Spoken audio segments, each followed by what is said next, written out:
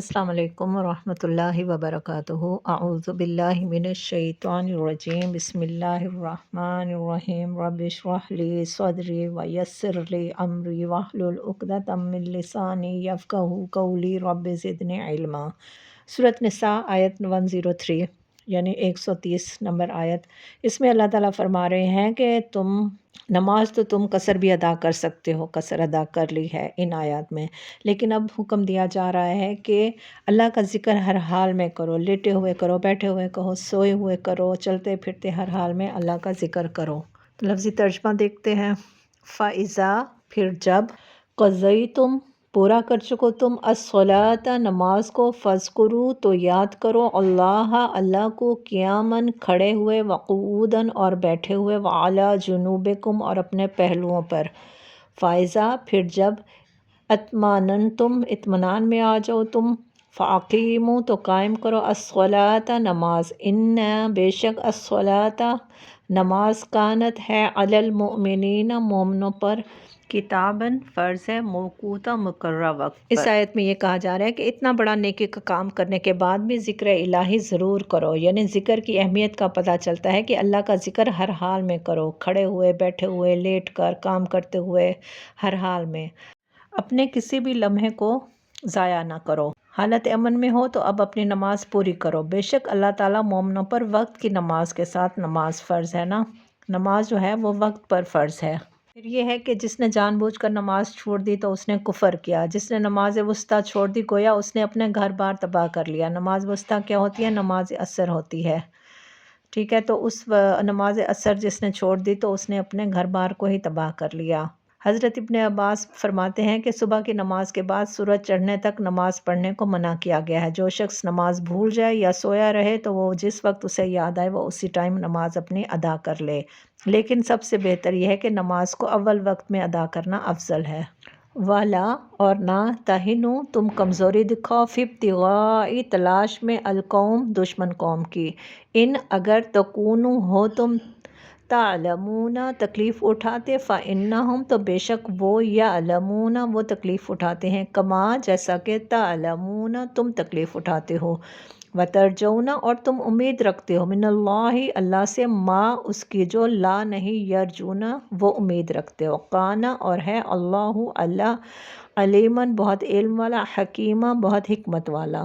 اس آیت میں یہی کہا جا رہا ہے نا کہ اس گروہ کے تعاقب میں کمزوری نہ دکھاؤ۔ کون سا گروہ؟ کفار کا گروہ، جو اس وقت اسلام کی دعوت اور نظام اسلام کے قیام کی راہ میں مانع و مزاحم بنا کھڑا تھا، تو اس کے تعاقب میں کمزوری نہ دکھاؤ۔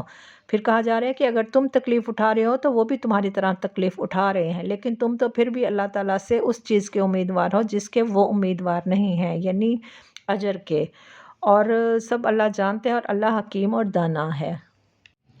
انا بے شک ہم، انزلنا نازل کی ہم نے، الیک طرف آپ کے، الکتاب کتاب، بالحق کے ساتھ حق کے۔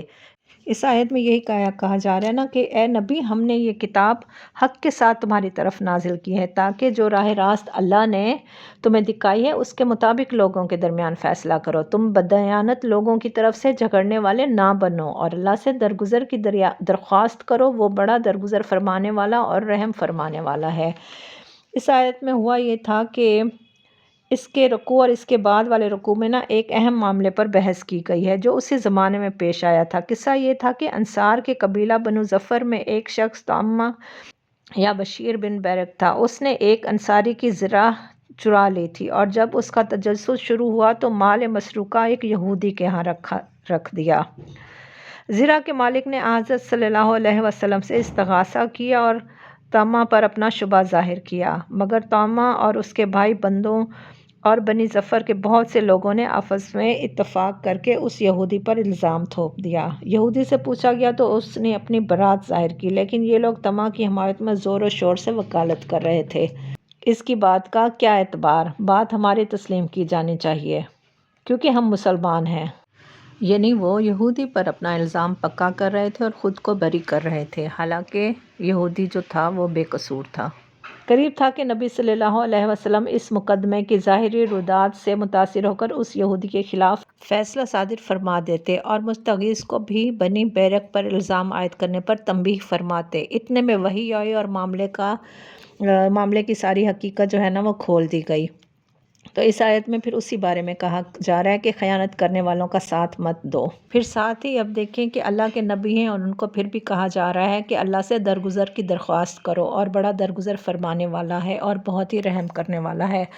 हम भी जब किसी मामले की तह तक नहीं पहुंच सकते, या हमें अपनी गलती का एहसास हो जाता है, या हम कोई गलत बात मान लेते हैं, तो जब हमारी इस्लाह हो जाए तो हमें भी उस पर अल्लाह से माफ़ी मांगनी चाहिए। हमारे लेसन को लाजमी सुना करें, कमेंट किया करें, और चैनल को लाइक और सब्सक्राइब करें। इसे दूसरों तक शेयर करें ताकि कुरान की ये आयात, यह अहकामात दूसरों तक भी पहुंच सकें इंशाअल्लाह। सुब्हानक अल्लाहुम्मा व बिहम्दिका अशहदु अल्ला इलाहा इल्ला अंता अस्तगफिरुका व अतूबु इलैक। अस्सलामु अलैकुम व रहमतुल्लाहि व बरकातुहू।